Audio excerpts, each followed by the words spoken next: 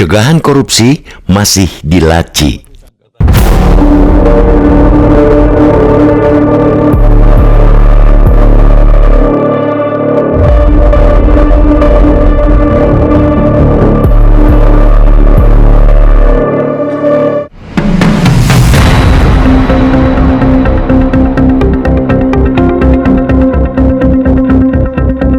Korupsi di negeri ini seolah tidak pernah kehabisan pelaku. Satu perkara belum tuntas, perkara lain sudah menyusul. Satu kepala daerah ditangkap, kepala daerah lain menyusul. Penggeledahan demi penggeledahan kembali menemukan uang tunai, dokumen, aset mewah, hingga logam mulia yang diduga berasal dari praktek korupsi. Penindakan terus berjalan, tetapi pencegahan masih tertinggal rapi dalam laci dokumen. Dalam 2 bulan terakhir, KPK kembali menangkap sejumlah kepala daerah, Bupati Muara Enim, Edison, Bupati Kuantan Singingi, Suhardiman Ambi, dan Bupati Langkat, Syah Afandin, menjadi deretan kepala daerah yang terjerat operasi tangkap tangan OTT. Rentetan kasus itu menunjukkan korupsi masih dipandang sebagai risiko yang layak diambil oleh sebagian pejabat. Berbagai program pencegahan yang telah dibangun belum mampu membentuk integritas penyelenggara negara. Fenomena ini memperlihatkan bahwa korupsi tidak lagi dilakukan secara sembunyi-sembunyi. Praktiknya semakin terorganisasi, melibatkan banyak pihak, dan memanfaatkan celah dalam sistem birokrasi. Ketika penyalahgunaan kewenangan menjadi hal yang dianggap biasa, yang rusak bukan hanya integritas individu, melainkan juga tata kelola pemerintahan.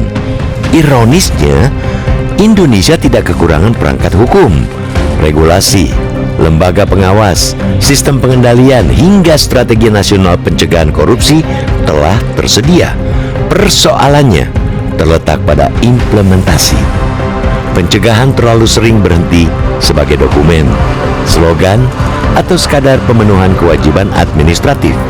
Akibatnya, penindakan selalu lebih menonjol daripada upaya mencegah korupsi sejak awal.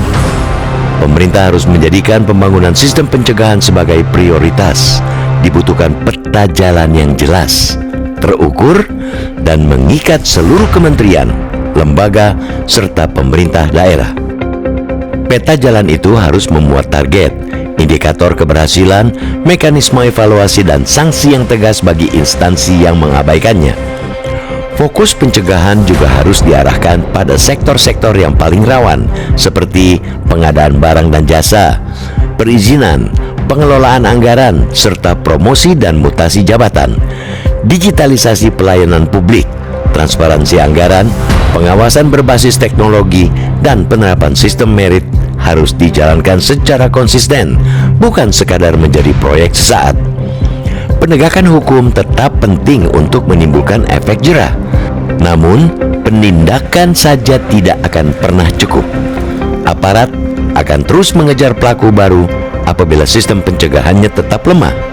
Memberantas korupsi hanya dengan mengandalkan OTT, ibarat menguras air yang meluap tanpa memperbaiki sumber kebocorannya. Negara tidak boleh terus berada dalam siklus yang sama, yakni korupsi, OTT, penggeledahan, persidangan, lalu korupsi kembali terulang. Siklus itu tidak hanya menggerus keuangan negara, tetapi juga mengikis kepercayaan publik terhadap pemerintah dan penegakan hukum.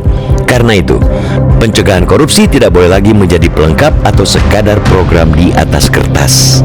Pemerintah harus memastikan setiap sistem pengawasan berjalan efektif dan setiap celah penyimpangan ditutup. Tanpa komitmen yang nyata, OTT akan terus menjadi berita rutin, sementara kesejahteraan rakyat kembali menjadi korban.